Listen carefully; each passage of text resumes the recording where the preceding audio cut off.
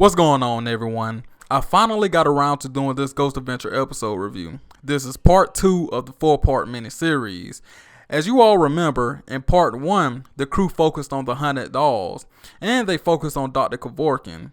The first episode wasn't too exciting from my perspective, but hey, Ghost Adventures is like a hit and miss, I don't know. So, did this episode do better? Let's discuss. So this episode starts off with Zach giving the rundown and telling everybody what they're going to be doing. And he explains that Billy and Aaron will specifically go into this house directly beside the museum.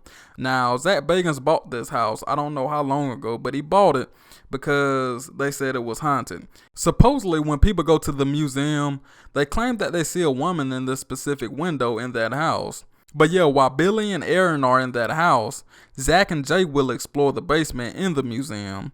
Now, the basement is claimed to be very haunted. Rituals and all kind of stuff have been going on down there. Then later on in the episode, Zach talks about the Charles Manson area in the museum. And Zach actually owns the bone fragments and ashes from Charles Manson. And I actually did a reaction video, I think it was a year or two ago, about that. Anyway, I'm glad that Zach clarified that he is not collecting these items because he admires them, but because he collects them for paranormal research purposes. Back to the initial investigation, Billy alerts Zach that he captured something in that house next door, which was an EVP that sounded like an older woman. That was a very creepy EVP, I must say. Furthermore, Aaron captured a very dark, smoky mist, fog, I don't know what it was, but he captured that on a picture. And I thought that was very compelling, and they really couldn't explain that. So we cut back to Zach and Jay, and they're deep down in the basement. Well, Zach is deep down in the basement, Jay is at Nerve Center. And Zach enters the basement and the museum by himself, and he captured some great stuff. Unexplainable noises, and something was filling his hand. Orbs of energy was all around him. It was some great stuff. Then Jay finally went in, and he went into the jail room with Charles Manson and all those serial killers. And he used some type of generator to determine static electricity.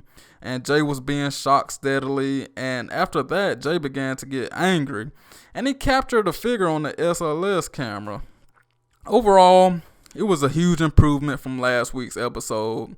And the pacing was great. The backstory about the house was interesting. Also, the evidence they captured was impressive. From the black fog in that picture, to physically being touched, equipment malfunctions, and orbs.